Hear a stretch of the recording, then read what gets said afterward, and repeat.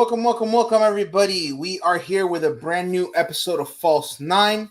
I am here with the guru, Mark Gonzalez, and a special guest today from our show, The Dolphin Chronicles.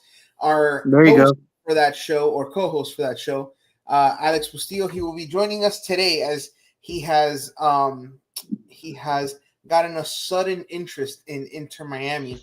Uh, Yeah, I enough even threw on the gear today. Look at that. Mm. Yeah, and enough interest to join us today and kind of want to be a part of the show. But first of all, how are you doing, Mark? I'm good. How are you?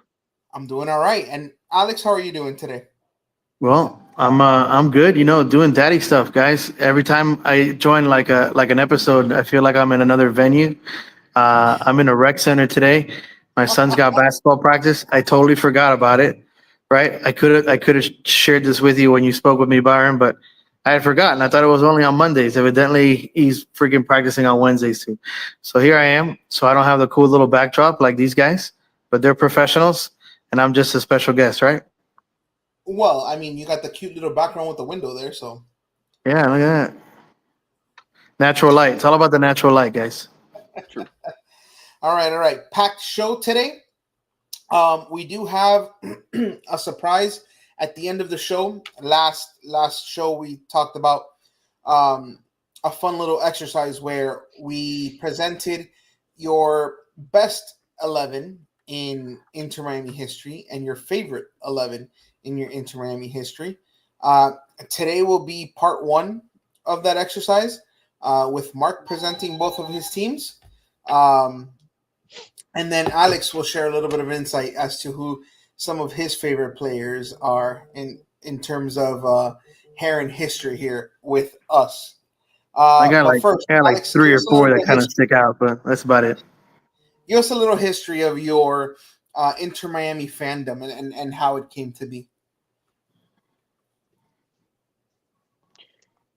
Um, when I started following football, or here to say at least the MLS, um, I always wanted a team in Miami. I'm a big Liverpool supporter. That's my club. It's always been my club. But once there were rumblings of Inter Miami, in the or Miami in the market for an MLS team, I was like, there's no better place to do it. Uh, You have the community, you have a fan base, you have local soccer going on. That there's talent in the area. There's going to be a lot. You put out a good product, Miami fans will show out. And David Beckham and the Moss brothers built this dream from the ground up, and I was sold on it.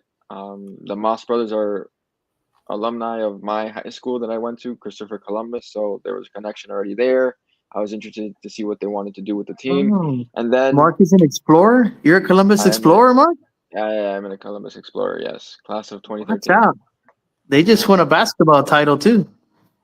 National champs. Yeah, So go um explorers. Watch out. I was really sold on it from the beginning. Super excited to support a local team. Always wanted to do that. Um, that's where I started my fandom for Inter Miami. Day one. Okay, do you remember where that dream started for you in terms of the moment that you found out there was going to be an Inter Miami team? Um, when I found out that there was going to be an Inter Miami team, or when I Mhm. started dreaming of hopefully getting a team. I mean, I grew up playing soccer, football, basketball. My first sport was soccer. Um, and then I just grew to love the game. Didn't play it, you know, in high school or anything like that, but I followed it to an extent that I really got interested in it. Leading into my years at in Columbus and high school, I really, really started to become a diehard fan, especially of Liverpool. And when I found out, I think I was on Twitter or at my house on the couch watching TV, and I see the notification come in that Inter Miami or Miami is the next expansion city location for an MLS team. I was in sheer happiness. I can support a local team. They're not local right now for me, as I have to drive 45 to an hour north to get them to watch their games. But soon enough, I'll be driving 25 minutes to the new stadium. To be fair, Oh, nothing that is local to us here in Kendall. Tropical Park is. I guess. Alex, when did this interest and love for Inter come about? Well, I wish I had as cool a story as Mark, but unfortunately, I don't. I'll be honest. I'm more of a fan now, more recent, than anything else. Like I know they started in 2018, and I would watch a little Premier League here and there, right? I would always put money on Chelsea. Chelsea was a team that I followed. I just kind of liked watching that league. There's a lot of talent, English Premier League. Didn't watch a lot of Spanish Primera División and none of that stuff. I followed really like every other sport except like soccer. But then when I moved to Texas, well, not when I moved to Texas, but when I started kind of rubbing shoulders and elbows with sports media here in DFW, I was credentialed for a season of FC Dallas. So I started to watch a little bit more MLS. I started to follow FC Dallas a little bit and attend their games and go to their pressers and things like that. And that's when I kind of my interest peaked a little bit. And then all of a sudden, Inter Miami is the talk of the MLS. Because of who we acquired and the names that we've attracted, thanks to David Beckham and his group over there. So that's kind of when it started for me. So now I find myself cheering for the guys and, obviously tuning in every now and then to hear Mark and his passion, share his passion on the podcast. And then listen to you, Byron, kind of go back and forth with Mark. I did play for my fraternity in college. I played soccer for Theta Chi, and I was actually pretty decent. But that's the extent. Cobra Kai? No, not Cobra Kai, Theta Chi. Oh my! I apologize. I apologize, sir. I was a Theta Chi, and we're not exactly known for our athletics, but I came in and I played some soccer. We played some flag football, and we actually beat the Lambda Kais in flag football. Before I go off on a tangent, I did play soccer for Theta Chi. So I mean, really, I just started to follow them. I remember, Breck Shea playing for Inter. That was a player that I always liked. I was, he was an interesting guy to me. Shirley Kermaski, so there's a couple names that are out there that I've followed and I've heard and I've seen before, and they just happen to go through Inter Miami as well. But I would say my fandom probably started about a year and a half ago. Maybe either right around the time where Messi came in or just a little bit before. So you are talking to you in the past. I heard a name that was pre-Messi that really attracted you, and that was the other Gonzalo Higuain? Yes, and that was pre-Messi. So I'll give you credit to where your fandom is pre-Messi with Higuain being one of your favorite players. Yeah, and then that Victor, is it Ulloa or Ulloa? You're Hispanic. Ulloa. Right, so he played with FC Dallas too. So I saw him here in FC Dallas when he was also when he was here local. So there's some players that, like I said, have kind of made their rounds, and I've seen him play, and they've piqued my interest. But really, it started just with getting credentials to the local team here, going out to the game, seeing the practices, kind of getting involved. That kind of piqued my interest to now follow Inter Miami and their success. That's it's a good Nice. story. I like that. Yeah, getting not necessarily joining with Messi Mania, but supporting the team before that is I think really, really important for your fandom in terms. Well, I mean everybody that knows me knows that I'm like a diehard like Miami everything and Florida everything fan, right? Like the only college that I cheer for that's outside of like local Florida and Miami universities would be the college that I attended here in Texas, the University of North Texas, right? So the Mean Green, obviously that's my alma mater, so I cheer them on. But everything else is Miami, 305, you name it. So So if the Hurricanes play North Texas, what gear you got on? Oh, bro, come on now. That's a stupid question. The U all the way, and North Texas would never stand a chance against the University of Miami. The That's a different level. Okay, the UNT. UNT, the Mean Green. They're fun. The They're fun to UNT. watch every now and then over there at Apogee Stadium or whatever the hell it's called now. Whoever bought it most recently. All right. Well, we'll I think jump it's Back in. to Credit Union. There we go. We'll jump in. Inter Miami had 2 games this past week. The first one was a weekend tilt with the Chicago Fire.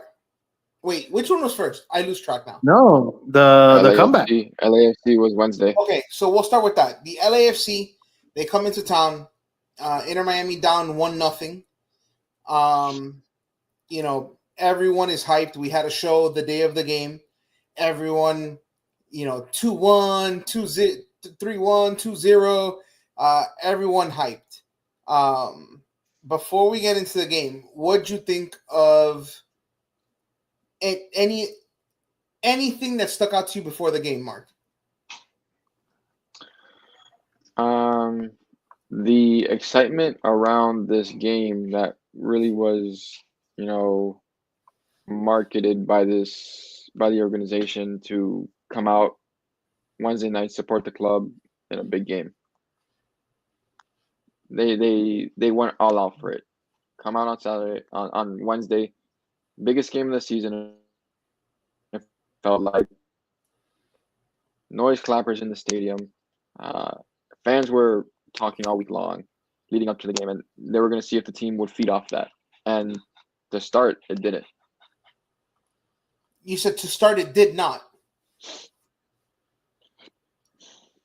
Okay, Alex, what stuck out with you?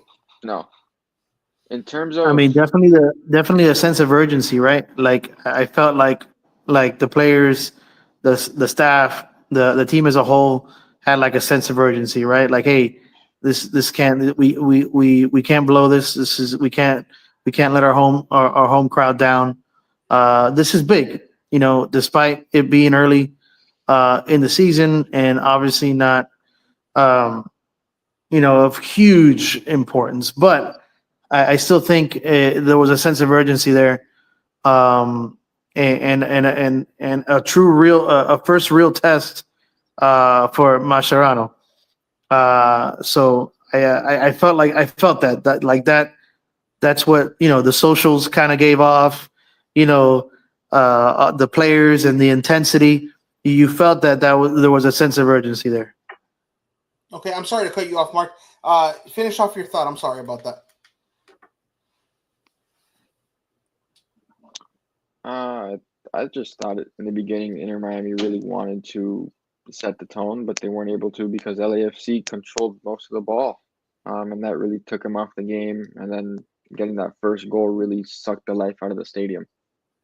And that's exactly what I wanted to get to. Sure did. What was that? 7th minute? 8th minute. Yep. So yeah, Alex? What that's were you an early feeling? kick in the balls, huh? What were you feeling when that first, knowing that we had to win to go forward, knowing that if they got a goal, you needed to win by 2 to get clear. What was your feeling there? Mark first or me first? You first, Alex. Well, obviously there's a lot of leaders on that squad, on that team, starting with Messi.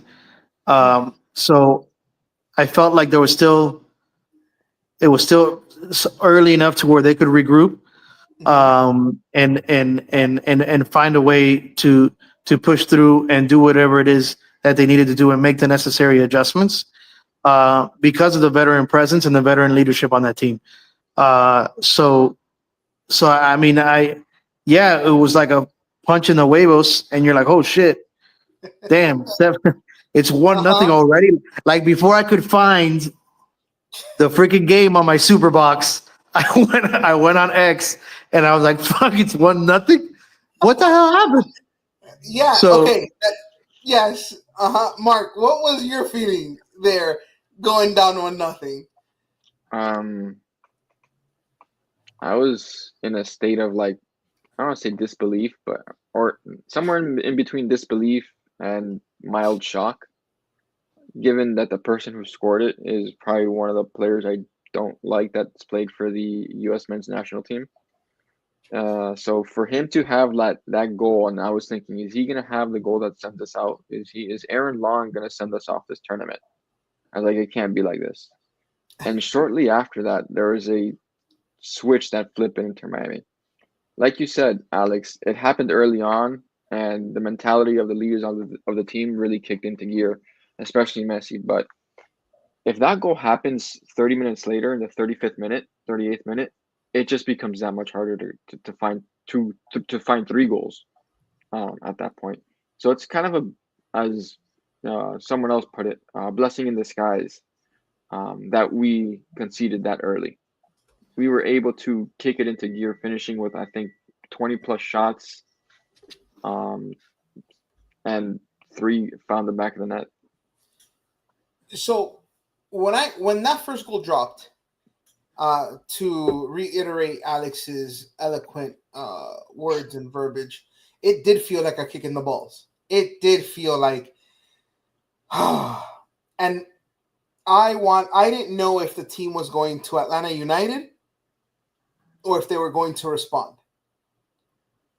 But I saw something for the first time that day. For the fans and the casuals, can you explain what you mean? I know what you mean by if they were going to Atlanta United, but can you elaborate? As you know, Inter Miami is your favorite. They were the favorite. They won the Supporter Shield, which is like the President's Cup in hockey, the best record in the league, #1 seed, all the things. And then Atlanta United, who squeaked, correct me if I'm wrong, Mark, squeaked into the playoffs on the last day of the season. Yep. Won the wild card game. They came in, punched us in the mouth, and the team fell apart. It's almost as if they had no idea what happened. Flat. Completely flat. Yeah. Yeah, just fell apart. So I didn't know if that was going to happen or if the team was going to respond. And for the first time in the short time he's been here, I saw some fire and emotion from Messi.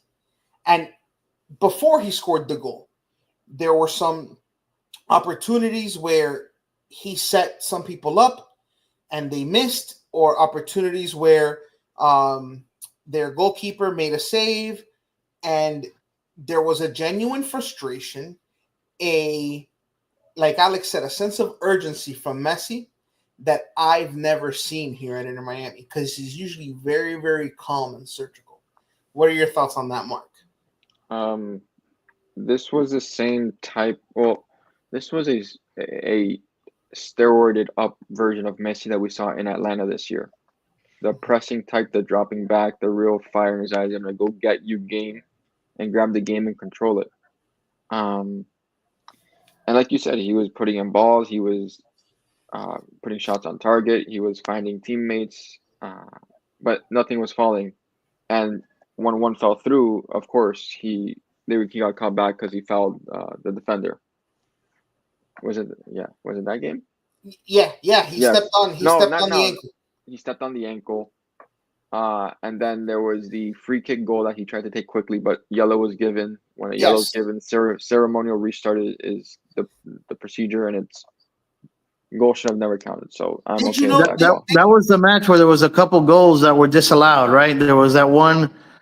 There was that one offside by like the hair on my chin. Not even on my chin. That was later on, I think. Yeah. Okay. No, he's right. He's on the right game. Right. No, I'm saying I think that was later on in the match, though. Yeah. Yeah. So, Alex, do you know why that goal was disallowed? The Messi one on the free kick. I don't. I don't remember that one. I remember the Suarez one. But no, I don't remember the Messi free kick one. So, Mark, you want to explain it? Yeah, I'll explain it. Alex, whenever the ref shows caution or a yellow card, the game cannot be restarted until the ref blows his whistle. It's called a ceremonial restart. So Messi took the ref showed yellow to Ryan Hollingshead. Messi took it without the ref giving the restart, and the side referee, the linesman, gave him the signal that no goal. You gave a caution. You have to proceed with a ceremonial restart. So they brought it back correctly, and it was the right call. Typically on Gotcha. a foul, if you get fouled, Does that result in a yellow card for Messi for doing that early? No. No.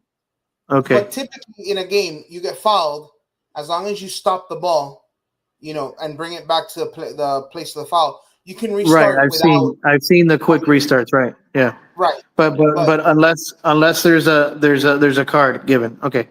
Gotcha. right. That makes Yeah, sense. that's why it was. Thank you for clearing that up. That's important. Anytime. Yeah. And for any casual fan that's watching, besides the tactical breakdown, that this is exactly what it's about. But they had chances, but I don't think they tied it before halftime. Correct? Yeah. I did a show with Scotty Grays on his when we broke down this game, and I can't remember. I think we scored in the 47th minute. No, we That didn't. We sounds scored right. before The stoppage. Yeah. No, I think it was. I think Yeah, it was. right I before. think we Right went before down 1-0 halftime. at halftime. No, I don't remember. Don't remember. No. Nope. We tied it in the first half. Yeah. Yeah, we did in stoppage time. Yes, That's what I thought. I think the 47th minute sounds right. Yeah, the 47th minute is when I'm Okay. pretty sure we tied it. Messi. So before we get to that goal, Miami's offensive strategy that game was, I think, better than their first game against LAFC. They were able to spread them out with balls from wide spaces into the box and really create chaos for LAFC, giving Messi the openings in the middle to play triangle football with Suarez and Segovia, who is playing more centrally. Gives him another creator in that midfield to help out Messi. 35 was the goal. 35? Okay, Mhm. I was wrong, but yeah, 35. Opening up the game wide allows Messi and any other player to cut into the middle and have an advantage, because at one point, their center defensive mid, Igor, was playing as a fifth center back, or a fifth defender, I should say. And drawing him out of space or drawing a wing back wide and getting in runs behind, getting runs to the middle just made our offense start rolling, start greasing the tire or greasing the engine. Tires start rolling, and then shots start to pepper Lloris, and we get a goal. Yeah. And correct me if I'm wrong. You're referring to, in basketball terms, like spacing the floor, right? Is that what Miami was able to do better or more effectively in this match than in that loss over in LA? Spacing with players in the correct positions. So basically, Segovia, who plays as our left mid, is better suited as a creative midfielder, tucked in into the midfield, not out wide, where he can use his creative ability to get by defenders with the ball, play with Messi, play with Suarez, and find little pockets of space in between the defensive line to find the final ball or take a shot himself, allowing Jordi Alba to make overlapping runs where he's the best left back in the game at doing that right now in the MLS, and providing width. Tadeo Allende also provides that on the right side, giving Messi the freedom to tuck into the middle, because Allende can take the ball out wide and provide for himself and provide balls into Suarez. So that tactical adjustment by Mascherano after their goal, and then bringing in Tadeo Allende to the middle, acting as a second striker almost at one point, when they brought in Kremaski, created a lot more opportunities for Miami. Interesting. So here's a question: does the pressure that Segovia and Allende put on the back line, tucking in, does that sink that back line enough to give Messi and Alba that top of the box space that creates so much havoc? I think teams respect Alba no matter what on that side. It gives Miami a better blueprint to how to break down teams that play in a low block. Segovia out wide is not the answer. Um, he should be tucking into the middle and playing alongside or opposite of Messi in that midfield role. Allende could play as a second striker or as a wide mid because he has the pace and the athleticism to get in behind, make runs into the box, and has the finishing ability to score. Okay. So we go into halftime 1-1. What was your sense after getting that tie going into halftime? What were you feeling, Alex? Yeah. I mean, at that point, I think your nerves were a little bit more calm. You had some confidence that the team would come out in the second half and do whatever it is that they needed to do to advance. So getting that equalizer, certainly the first step in making that comeback. So I think at the half, the leaders took over, and basically set the tone for what was to happen in the second half. And the team just already had, they were laser focused. It was almost like, hey, it's this is not, we're not going to let this happen. We're going to advance, and I think that's what that equalizer was able to do. What about you, Mark? In the back of my head, I said game on. You know, they had a 1-0 lead. We came back, we tied it. We're going to come out with fire, carry the momentum into the second half, bring in subs if they needed to bring in subs, and just carry that the final 5 to 10 minutes of the first half into the second half. Yeah, momentum. I mean, you mentioned momentum. I mean, that's huge, right? Obviously, you're at home. I mean, the crowd is behind you. That's a packed house. So I think that's huge. That means a lot more at home than it means in an away game, right? So, Yeah. uh, pairing that momentum with your home crowd and the leadership you have on that squad, like Mark said, game on.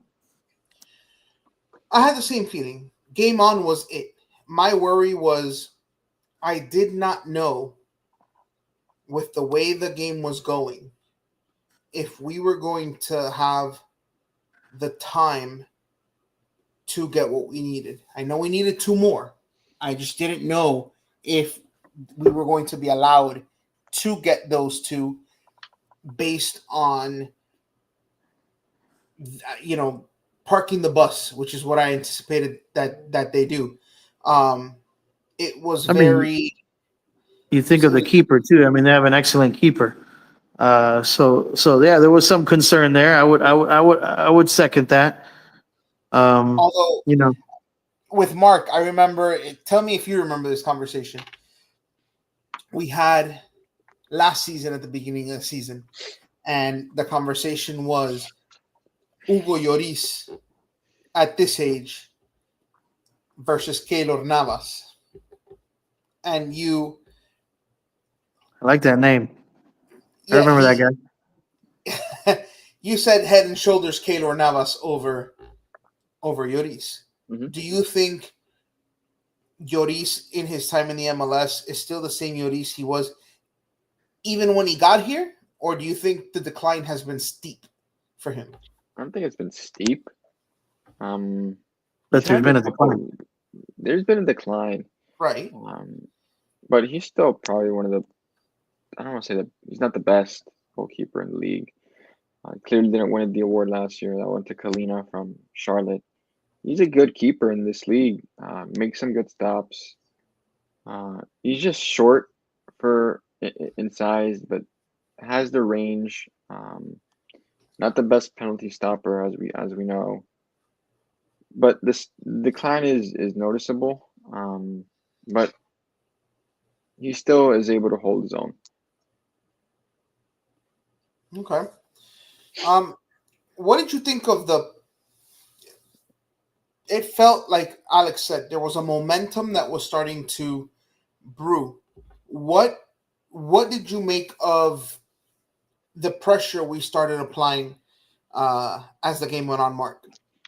I mean, the pressure was needed, but at the same time, our defense was needed. Knowing that we were going to press them in deep in their own half and really go for it and leave maybe two defenders back at the most. Jello Wiegand really started the game off rough. Dennis Bouanga really went at him. And I think Miami lucked out in that sense that Bouanga was not clinical in finishing. He was a little bit selfless on shots that he could have put near post or far post, and then at the same time, passes he could have had shots himself. And then you have Ustadi and the defense making good saves, blocking shots, getting back in transition. So I think the pressure was more on the defense than the offense in that second half. Okay, Alex, here's a question for you. At what point did you get that feeling where you're like, holy cow, this can happen? Man, I don't know. That's tough because Miami's we've given up stupid silly goals late. Yes, we have. Right? So you don't want to get too juiced up. But like I stated earlier, I think you have arguably the greatest of all time on your team, along with some guys, some veteran guys that have played together, know where they're going to be with their eyes closed.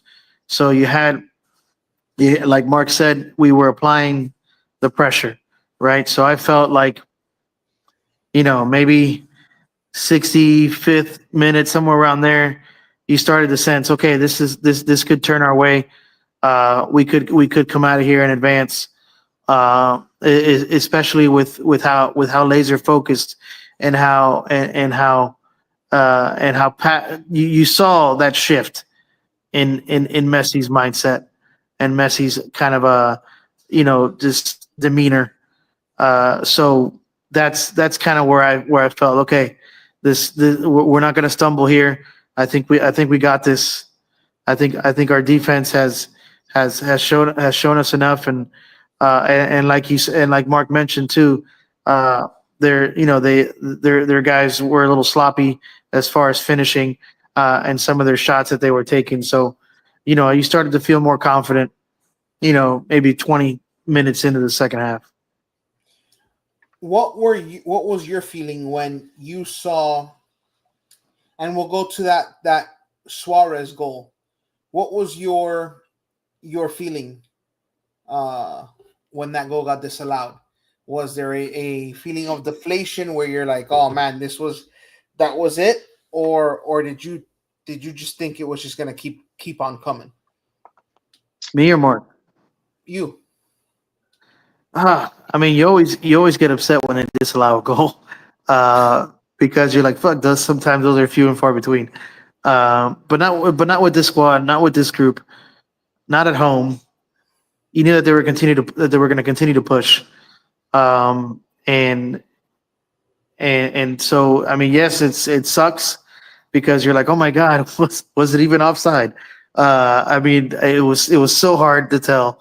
Um, but no, you still had confidence that you're the better team, that you're going to make the necessary adjustments, that you're going to make the right subs, and ultimately Miami was able to do that. Okay, so I'll go to Mark now for the call on that offside. What did you make of that Suarez offside call?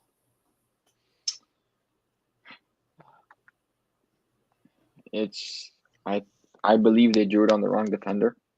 I know they drew it on the wrong defender. They drew it on the center back instead of the Valencia, Right, who is the right back, who kept him on. correct. In my opinion, I don't know what the VAR CONCACAF officials were doing. In the terms of we almost got CONCACAF. So. Well, we did. I mean, we did get CONCACAF. We won the game being CONCACAF. Not a lot of teams say they can do that. I was like, oh my God, we scored. We did it. But again, this goes back to the offensive approach where wide balls from wide spaces cause chaos. and Suarez was able to get his head on it and finish a goal. That wasn't a goal apparently. And then after that is like it's 2-1 at this point, approaching the 80th minute, I would say. We're getting real, close. That goal is disallowed, and then we get the handball that apparently, was caught. That Aaron Long pushed his player into the area, and clear handball. When I texted you penalty 100%, I was like, "There's no way they overturn this. They can't." So yes, it was a clear handball. I just from one of the angles, it looked like his shoulder got it, but then they showed the other angle, and it was clear that it was his arm that got it. I'm gonna ask Alex this: after that penalty, what did you make of what LAFC turned into? Do you remember what they turned into? No, not really. Right. I don't. So Okay, I'll go to Mark. LAFC went from what seemed like if someone breathed wrong on their players going to ground to all To of a abs sudden to they all out warfare. became the most Yeah. physical team in the league. What It's what funny. are your It's thoughts on funny. that? It's funny how oh, how the I think I turntables remember turned. what you're referring to now. But go ahead, Mark. Finish. It's I think I just saw funny something, how some video footage. when you're up in the battle, you're doing everything to kill time. When you're down in the battle, you're doing everything not to kill time, and you want to stop the play, and you want to get the ball, and you want to win the ball, and you're putting in tackle after dirty tackle, not going for the ball, Mhm. and I just found it funny at that point. We're What referring about to that hard foul on Messi, where the rest of the team kind of got yes? it. Okay, yeah, I remember seeing that. I mean, that's just uncalled for, man. But in the heat of the moment in competition, that stuff happens, right? Those guys are competitors too on that side. They felt like that they had every right to win that game and that match, and for a good part of the game, you know they outplayed Inter Miami. But that's uncalled for. I'm glad that his teammates had his back. So I mean, that's where just frustration boils over, right? Those guys, they wanted it just as bad as we did, right? So you you just go about your business, and you stand up for your teammate, so they don't try to pull that shit again in another match. I guess that's Now my take. I saw 2 red cards, and I was happy that nobody got any cautions whatsoever. The defender who made the foul on Messi was the same defender that got the handball. Hmm. That to me was a red. And then Jordi Alba should have 100% gotten a red for his reaction to that foul. Luckily, the ref was atrocious and just terrible all the way I around, mean, and and then nobody got cautioned. Toto Aviles is out there two-footing people in the middle of the pitch. But you know what?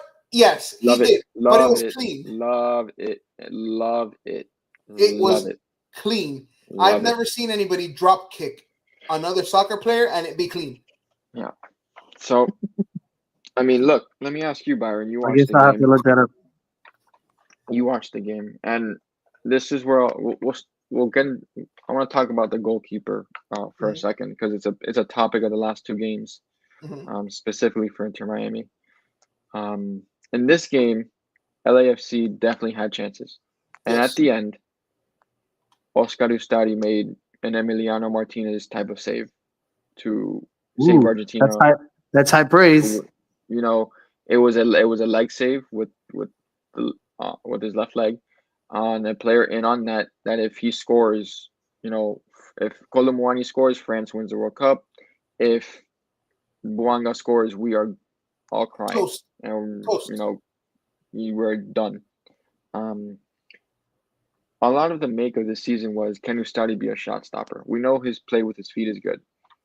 How impressed are you, or have you been with his shot stopping ability in that game on one-on-ones, and the clear cut chances and the header to start off the half, and then Buanga's half header that he parried away. Before I answer that, I just want to make sure that everyone knows where my alliance and where my chips fall, just so that everyone knows. I know this. Yes. I know this. Yes. But at Why you one just wanted time an or excuse to another, use that crappy graphic? Yes, I did. That's true. Got caught. answer my question. I think that Ustadi showed some of the same things that endeared Calendar to us, which was the ability to step up in big situations and be someone that instills confidence in the net. I can't give him anything but credit and praise for what he did. He did parry a shot that he just, nudged it wide. He did get, that leg stop you talked about.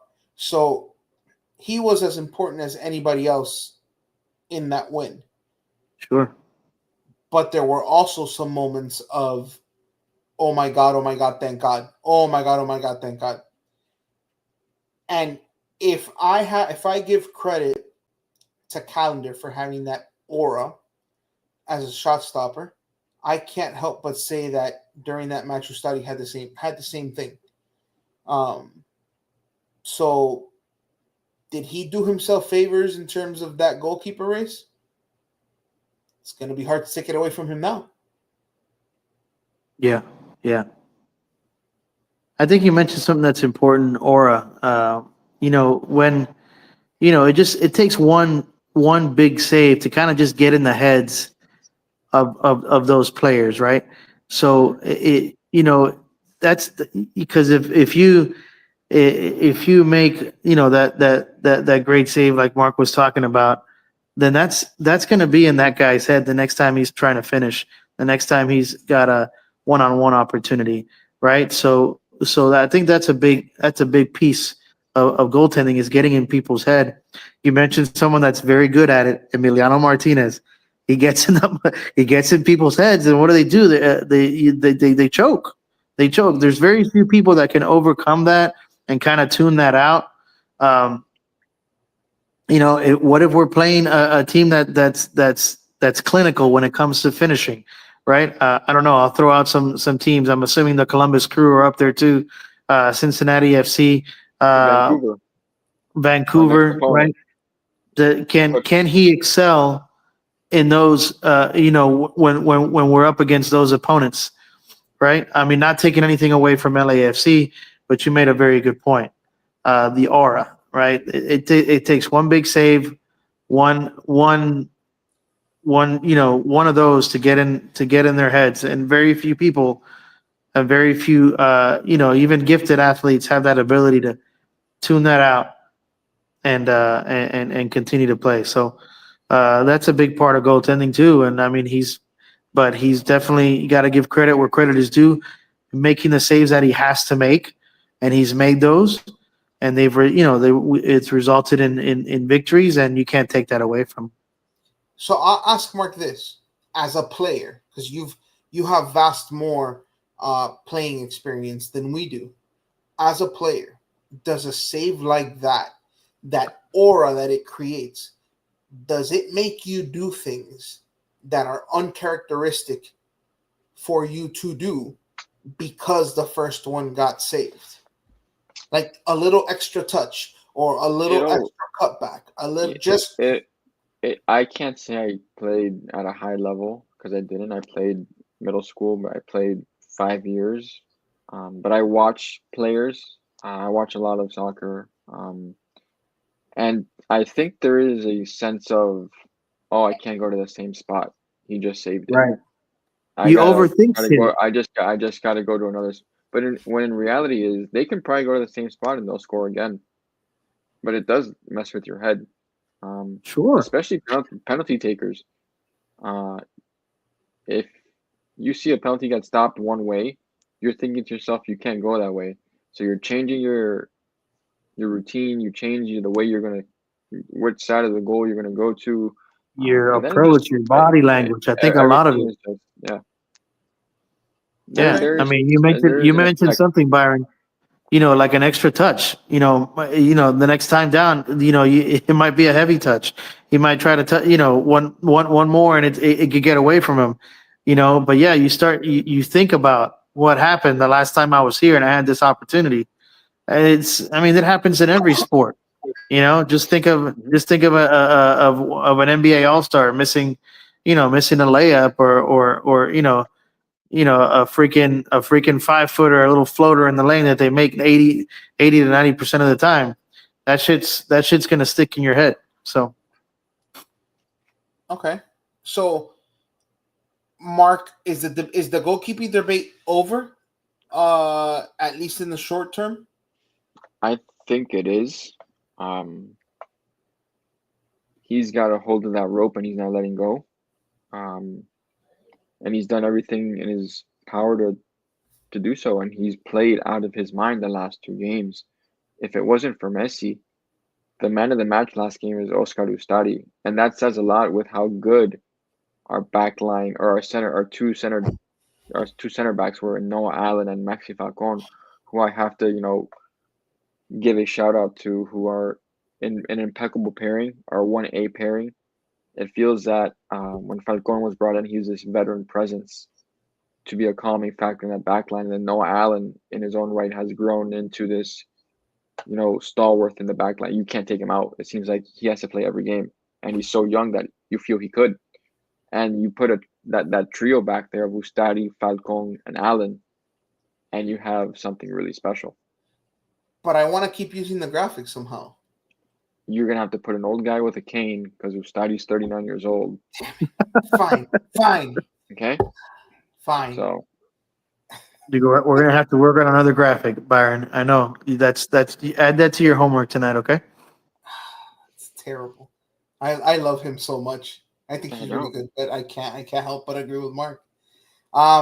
Okay, so comeback what seemed of the ages. I agree, Noah Allen, 1,000%. I disagree with you, by the way, Mark. I think if not for Messi, I think Noah Allen takes man of the match before Ustari. I think Ustari might have been third on that list, but I mean Noah Allen with that. But you also just said that you're a big calendar fan, so that holds like zero weight right now.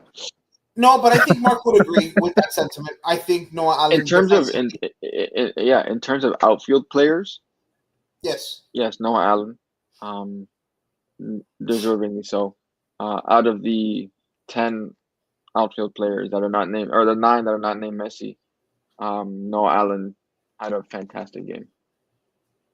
I think not only defensively, but then that I don't know if it was a goal, I don't know if it was a pass, I don't know what it was. I want to give him a goal. I Okay, do. so But I can't really tell if Redondo's slicked hair got a touch on it. If you it know did, what it did. He's you know either what that credited with reminds an me of? Do you remember in the World Cup or was it Euros? Bruno Fernandez Spaniard, had what? Huh? Spaniard, right? Portuguese. Portugal. Oh, Portuguese. Okay. Yeah, he put what looked like it was a cross, and Cristiano Ronaldo went up. Oh I don't, yes, yes, I don't yes, think yes, he got it, yes. and Oh, I and they think gave Bruno it to him. Fernandez Yeah. scored, and he celebrated it like he Yeah. had, kicked that thing through the net. He celebrated. Upon replay, Cristiano Ronaldo never even got close to the ball, but he celebrated it. I mean, he oiled himself up while celebrating. I mean, it was all of Cristiano Ronaldo's glory. But that exact same scenario where I don't know if was it Redondo? Who got on the end? Who supposedly got on the end of it? Yes. I still think that with a goal, I think Noah takes second star credentials. But yeah, comeback of the century. We play Vancouver next in the semifinals. Uh, It'll and be no a matter what happens, it'll be a 10:30 start that first leg. yes, For terrible. you, Yeah, and no old matter guys what like me, we happens, can't stay up that late. no matter what happens, it's gonna be a USA Mexico final. No matter what happens. So Yep. the Oh, final. USA, Canada / Mexico. Oh yes, I'm sorry. Well, Liga MX is what I Okay. meant. Yeah, got you. Hey, yeah, MLS Liga MX final, no matter what, because two Cruz Mexican teams, Azul two MLS teams. who's the Cruz Azul and Tigres? Yes, I want to say Cruz Azul and Tigres. that sounds right. It's not Club America. Pumas just lost to Vancouver. It's not them. It's not Monterrey. I'm pretty sure it's Tigres. Yeah, I'm looking it up right now. But after that comeback, yeah, we play Vancouver, and then the two Mexican teams on the other side of the bracket for their chance to play in the final. We get hold on. Cruz Azul and Tigres, yes. And then Miami, Vancouver. Miami played never doubt the man. never. All I do is bring support. Yeah. Inter Miami goes and plays Mark's favorite coach, and the Chicago Fire. His friend, his boy, his hero, Greg Berhalter. And what Is that who's managing the Fire? Yes, it I have is. no idea. Well, he's manager, general manager, president, ball boy, He's a lot equipment of things. manager, Yep. and something else. He's a man of many hats. I see. Okay, Berhalter. Yeah, I know that name. What did you see in terms of rotation on that for that match? There was some rotation, not enough for my liking or my opinion. In my opinion, Jordi Alba gets a rest. Noah Allen slots into the left back position. Gonzalo Lujan starts at right back, which was a question mark for me. Tomas Aviles and Falcon start at the center back pairing. Then you have Redondo and Busquets getting a start. Busquets coming off, a week off. He didn't play in LAFC because of suspension. Allende gets, onto the bench. Kremaski starts. Segovia starts. Messi and Suarez. So those three were mainstays. Suarez and Segovia had played the most matches out of Inter I don't Miami think players. they've missed one. They haven't. Segovia didn't start the Charlotte match or one of the matches. I can't remember which one. It could have been Suarez a has Charlotte gotten match. subbed, but I think he started everything. Suarez has started every game except the one preseason game. So he needs a breather. And it shows. Well, he's also fucking RoboCop. How old is he? 37. Yeah, 37. But he's Alex, still how old are moving. you? 41. Oh, bro, you can still run out there, bro. I know I don't look it, man. He's got 2 years under study. And it shows in the way that we played this game. We were a step slow to everything. We were just a step behind, could not get any momentum offensively, had the wrong personnel in terms of how we were attacking that team in our low block. Kremaski better suited as a center mid than a winger or a wide mid player. Same with Segovia. Segovia looked tired. Our press wasn't engaged as it has been in the past. They were able to play through us through the middle and out wide. And another game by Ustadi in the back in the first half. Made a couple good saves. Allen had a couple good defensive transition opportunities. One last man tackle by Toto Aviles. Falcon was good. But there's a question mark in that back line with a certain player. And it's Gonzalo Lujan.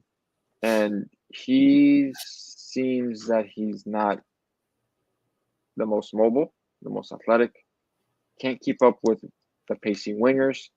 Buanga made mincemeat out of him in that first leg. Joe Bamba did the same thing here. And it's like a turnstile, Alex, where everyone gets to go. Everyone just can go at him and, you're going to be able to get by him.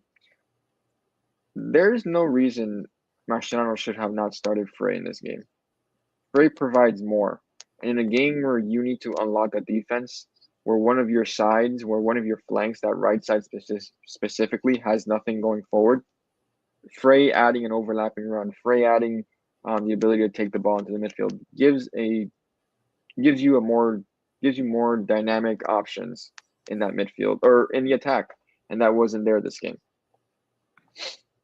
Mark, do you think that maybe this game was one of those where Mascherano said, "Hey, we exerted so much effort and so much energy against LAFC that I'm not going to show all my cards in this match, and let's see what these other guys can do." Or do you? I mean, do you think that had anything to do with it? Certainly a letdown from what happened, just a few days prior.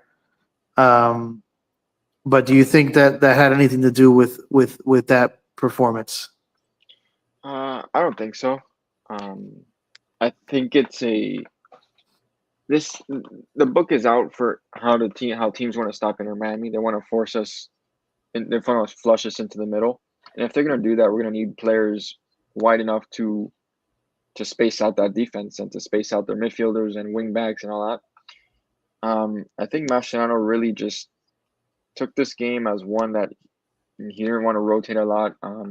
If Messi, I think a lot of fans will say the same thing. You guys probably will agree. If Messi says he wants to play, he's going to play. If Suarez says he wants to play, he's going to play.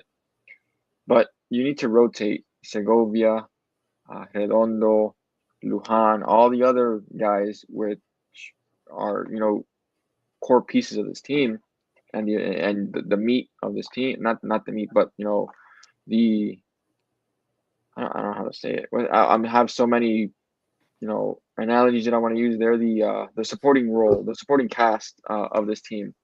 You need to be able to rotate them, and you've built the deepest team of, I say that, a lot of people say that. Use them, use the rotation, use the depth that you have to your advantage. So I know that Alex has asked this question, but given what's coming, do you think Mascherano missed an opportunity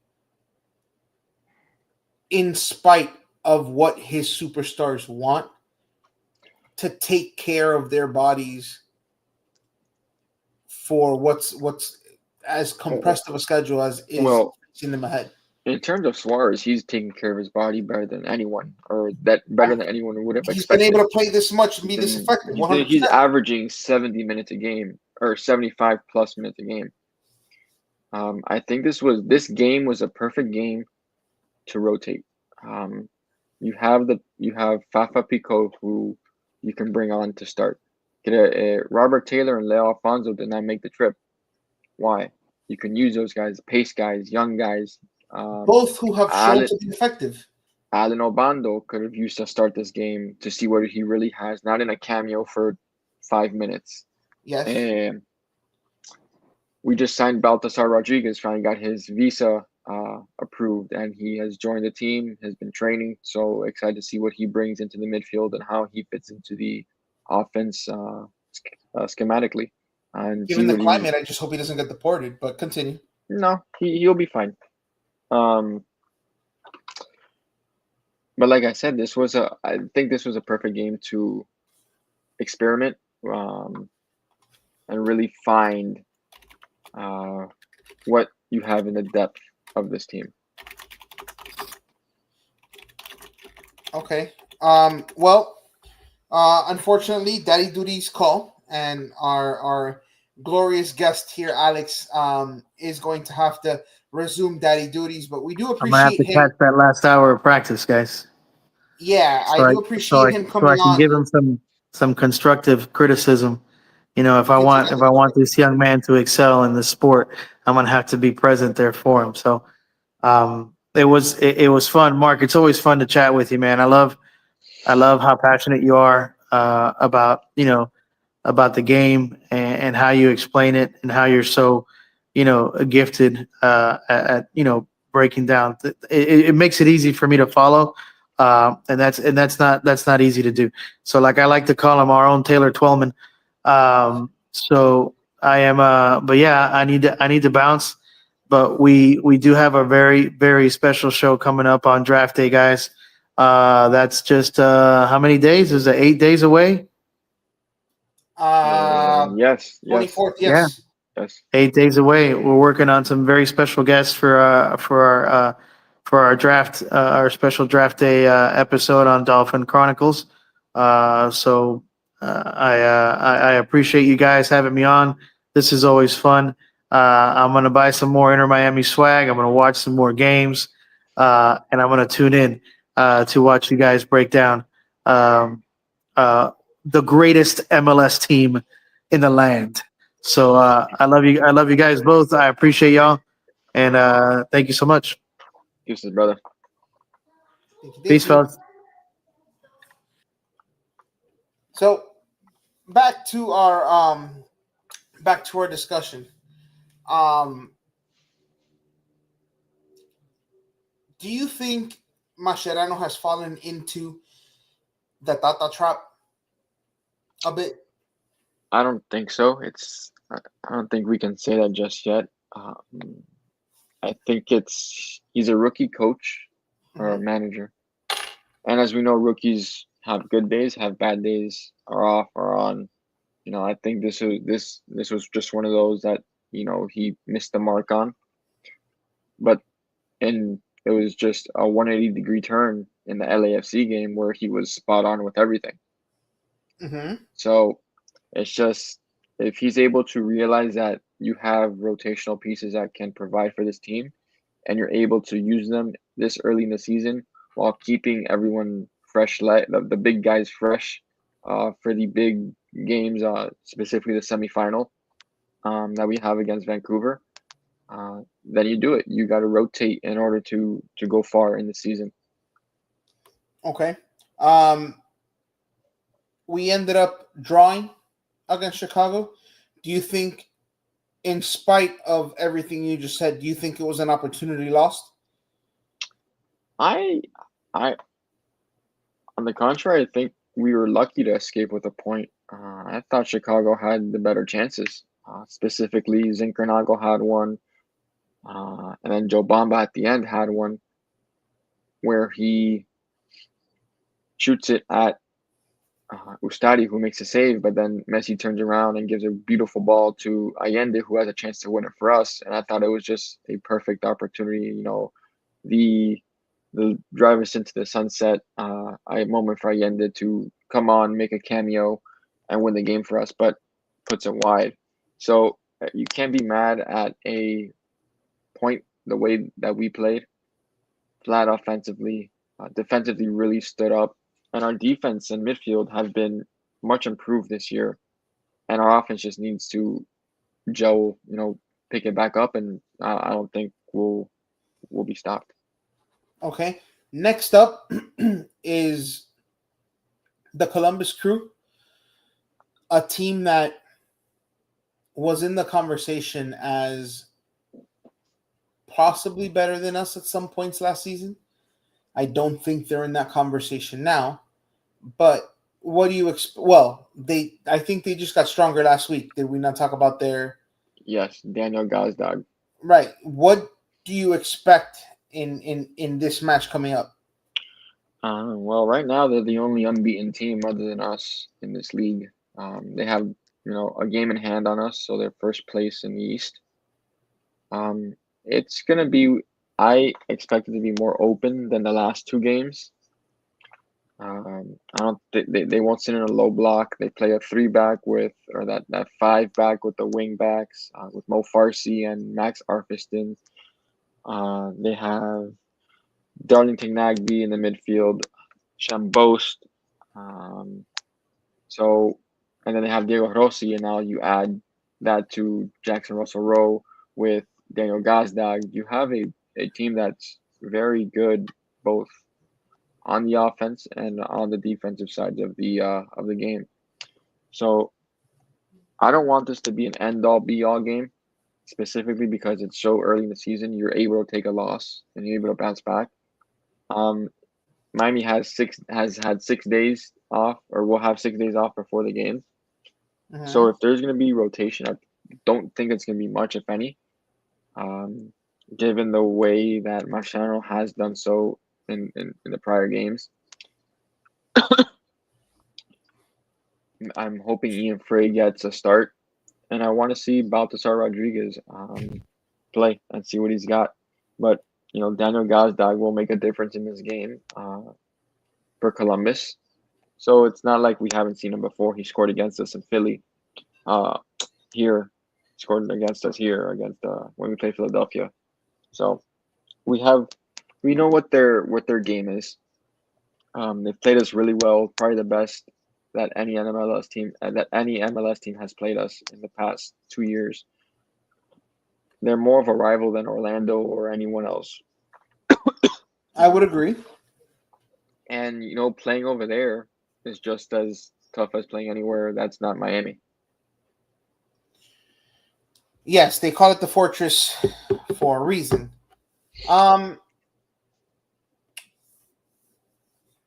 You mentioned something interesting. You mentioned you can afford to take a loss. Do you think that this, amongst other games, is the game that they have the most chances of losing? I mean, they took a loss to LAFC, but that was an MLS play. In MLS play, this might be the game that does it. Specifically because Columbus know how we like to play, and we've had tough games against them, and it's always tough playing over there. I keep saying it, playing on the road in the MLS, specifically Columbus. Yeah, the Fortress. It'll be hard. It'll be a really good game. So Skrilla here asks a good question. You touched on it before. Just what would be your take to him about this? He did make this comment that we had played a lot. We were playing 3 to 4 games within a certain amount of weeks and the months of the early season, and that the team was tired. But he didn't rotate against Chicago, against a team that you could have done so and seen what you had in the depth. I think this is still part of his learning process and letting go of that. I need to play the starters every game because we want to win every game in the league. And this is part of the rookie growing experience with Mascherano. He's had some good games. Example, against LAFC here. And then he's had some so-so games, specifically this Chicago game because it's the most recent. And that rotating. I think Skrilla's in your head. Why? I mean, it doesn't take. I mean, you can see it too. Like, tired legs, Byron, with any sport. You played football. Yes. The wear and tear is, a week off, a day off is going to be good. Is good for you. Yes, always. It allows your body to just reset, recuperate. Just reset. And I think Suarez and Segovia need that mentally as well, because there are games where Segovia is just, down a rabbit hole. And there are games where Suarez is just, the finishing touch or the final ball is not there, and it hasn't been all season. So resting those two, and, you need to do it. But like I said before, if Messi and Suarez want to play, they're going to play. So it's kind of this toss-up, this balancing act that you can do. If, you can give Suarez a 30-minute cameo. You start Obando for 60, bring in Suarez for 30. Start Baltasar Rodriguez. I think it just because they're friends and all that, I think that plays something into it. You mentioned this earlier as well. It's and I spoke about this on Drive Pink Dialogue with Scotty earlier this week, that if you're gonna play if you want to play the personnel, or if you want to play a style with wingers and wide midfielders, use the players that we have use Allende, use Pico, use Taylor. If you want to play centrally and play attacking football through the middle, use Segovia. He's a creative midfielder. So that's where I just think that's where I think that Mascherano needs to find that happy medium with rotation and the correct personnel in terms of how we want to play out against certain teams. Okay, so we expect a good weekend of a good match. Yeah, no worries, Sean. It's okay. We're expect live. a good match. You can watch us. So our guys tuned in here for what could possibly be the best part of the show. As I stated before, Mark had suggested the exercise of giving us your favorite and your best 11 for Inter Miami. And today we're going to go ahead and kick off that segment. We'll have one every week. Skrilla, Sean, Thomas, all the guys, feel free to send in your teams to whatever social media platform you want to on the on the ticker there. Sean asks, all time best teams. 11. Two teams. From Inter The Miami. all-time best 11, and then an 11 based on just your favorite players. They don't even have to be that great. So we'll start with Mark's best 11, and this is it right here. Mark, you want to walk us through your team? Sure. Starting goalkeeper. I think Khaled has had the single best season as a goalkeeper for us. Sorry, had to bring it back again. With that Leagues Cup win and that performance in the Leagues Cup final, scoring a pen, stuffing a pen, and just countless games that he's kept us in, and he's won us with his shot-stopping ability alone. And then we move on to the outside backs, or the defense. We'll start with Ian Frey. I think he's been our best right back. Coming back off 3 ACL injuries, the talent is there. Far better than Yedlin going up offensively.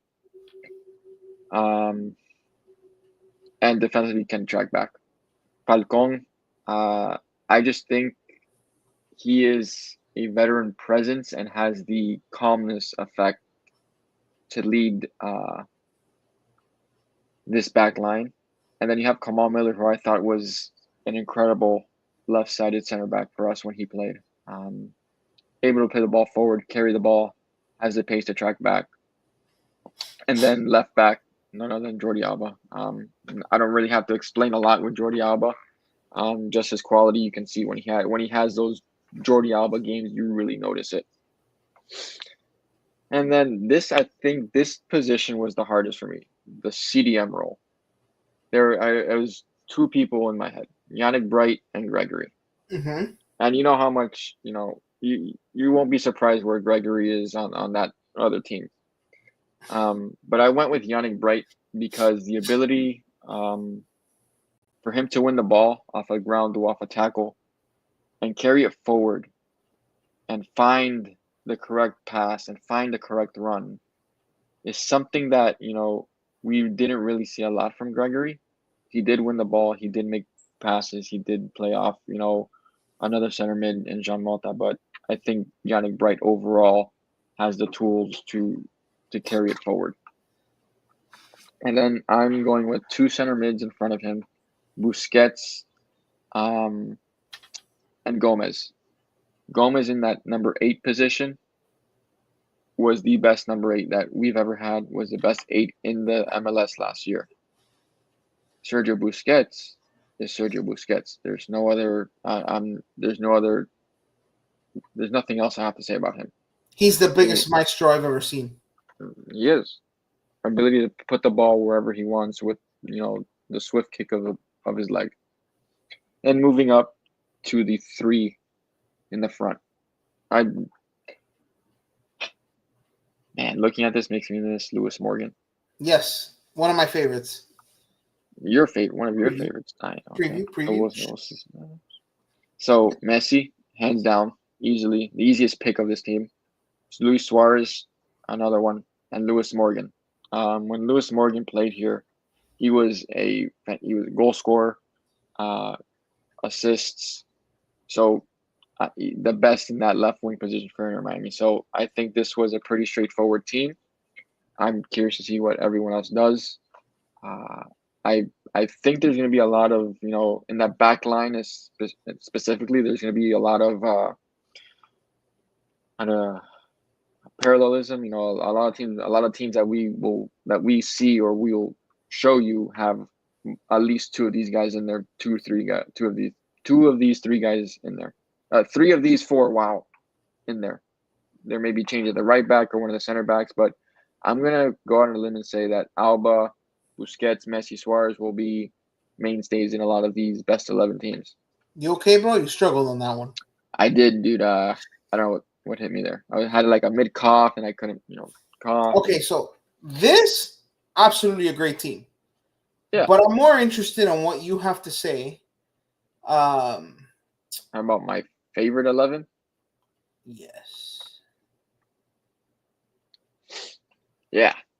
Look at this. I mean, I forgot to change Gregory's number to 26, but it is what it is. And Aviles' number to 6 and Figali's number. I forgot to change all these numbers. This is my favorite 11. And I'm going to start in the calendar favorite goalkeeper. Super Drake. You know how I felt about him. Uh-huh. But you want to talk about a back line or a right-sided partnership of Aviles and Figal? Who gets sent off first?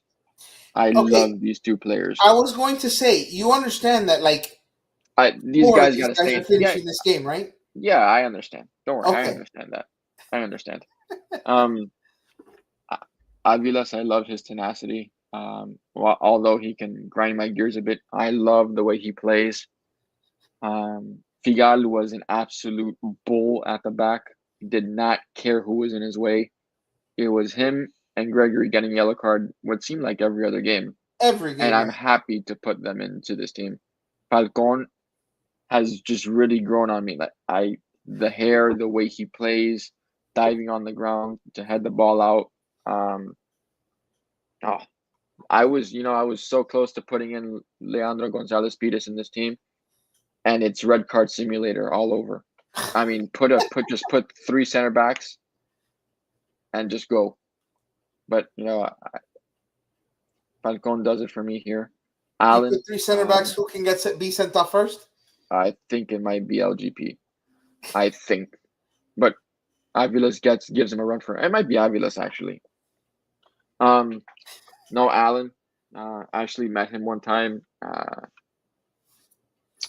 at a season ticket holder event where they had the team and got his autograph. Super chill kid. It was really weird when I looked up or when I met him and stuff. Like, wow, this kid's younger than me and he's starting for Inter Miami. Like, props to him. And he's only getting better. And he's been our 1A center back with in that partnership with Falcon. And then we get to the midfield with Gomez. From the minute he started last season against Real Salt Lake, instantly, I can just see I was going to be, I can see this player moving out of this league and somewhere else as he did to Brighton. And I'm happy for him. Gave everything every game, even when he was playing that left mid position. Just leave it all out on the pitch type of player. And then this might be my favorite Inter Miami player of all time. Gregory, El Capitan.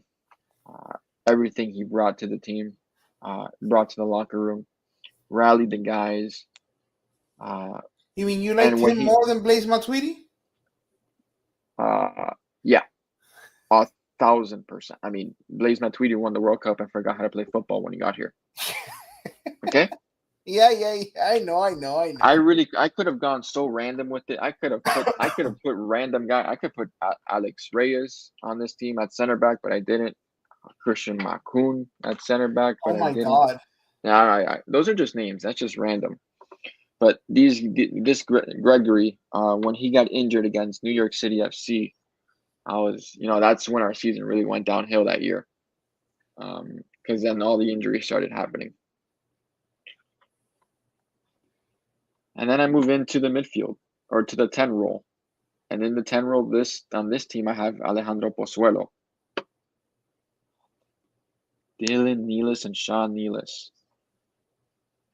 Yeah, he's Yes, I thought that was. I thought those two. I thought Robinson and him were going to be stalwarts for this team. Whew, boy, was I wrong. Alejandro Pozuelo. I mean, I watched him when he was in Toronto, when he was Yes, winning MVP in Toronto, and then when we signed him, I was at the game that he was presented, and it seemed like I was the only one excited for him he was Messi before Messi. in the role. In Yes, that creative midfield role, which unlocked Higuain because Higuain yes, was doing it all by himself, and we went on that run into the yes, playoffs. yes. And I mean, the way he played just was amazing, and I loved it. I loved it. Robert Taylor, Lewis Morgan is better. I'm not going to discredit that. Directly, he scored a winner against Columbus or Nashville, I'm pretty sure. Off Man, a cross. he was one of the first ones to score at Azteca for us. Yeah, you're right. Then he tore his ACL. Yeah. Robbie Taylor. I mean, me and my buddy call him Tamar because when Messi came in, he was like his Neymar at Barcelona. He was a man on fire in that Leagues Cup run. Has scored he scored an absolute banger against Andre Blake right in front of me, against Philadelphia, and I was like, oh my god, he has that in his bag. And then he scored. He has that shoulder drop cut into your right against Vancouver. I Robbie Taylor, salute to you, man. Love the way you play. Messi goes back to the Barca days. Ever since I started, watching soccer, wasn't my favorite player when he was playing against Liverpool. Certainly wasn't my favorite player when he bagged that free kick against Alisson. But we know what happened in the return leg at Anfield. In 2019? Yeah. It's my favorite player. He's easily my top 5 of all time, Messi. And then a close second in my favorite player, in Inter Miami history, behind Gregory, is Campana. Mm-hmm. I mean, I don't think there's anyone behind that I can even sniff Campana on this list. In terms of the pecking order of favoritism, but the goals he has scored, the one against Orlando City at home, really was one of the best ones that I had seen up until that time. See, the thing I remember Campana the most about is a goal he didn't score. The one against Nashville? The one where he made such an incredible play and couldn't find his balance. The Leagues Cup final, the last kick of the game. Uh-huh. Don't care. No, I'm saying that he that effort is what endeared him to the hair, the slick back long hair, the ability to win the ball in the air, to scored a banger against Guzan in Atlanta. He was just I don't have he's one of my favorite players. That's why he's here. No, I'm sure that he's on that list for a lot of Inter Miami fans. And I think that this gives a good indication of just the feelings you get when being a fan of Inter Miami is getting your favorites and building that love for them, that they start becoming you root for them harder than you do most of the teams sometimes. Yeah. And 100%. again, I mean, go ahead. No, I mean, I was going to go back to this comment that Sean put up. Uh-huh. the wrong-footed winner against DC United at home. His first touch of the ball, he rifles it into the stand, under the crossbar and down in for game winner. Yeah. Listen, I think that Sean, Skrilla, Thomas, all of the guys, please submit your teams. We'd love to bring you on so that you can give us the reasons for your love. Next week, we're gonna have another one. It might be mine. It might be someone else in the Inter Miami community. We'll have them on to talk about their team as well. But this is something that we're gonna be doing moving forward for as long as we get submissions. Bringing you guys kind of a nostalgic view of Inter Miami. Do you have anything else to add, Mark? No, I think this is a cool idea that we came up with. You came up with the teams and stuff. It breaks up a little bit of the monotony of the analytical, tactical stuff that I came up with. But we love the analytical, the tactical. I love talking about that, and this is just it adds a little bit of fresh. A breath of fresh air to end the episode and to kick off another one, or however we want to do it, get everyone's perspective of just Inter Miami, because we're all here talking about it and just want to see the different teams and different players everyone has fallen in love with. Yes, no, I agree 100%. Please, like I said, if you want to submit a team, you're more than welcome to. Anywhere on the ticker is fine. Just make sure that you put some contact information so we can give you a call and bring you on the show.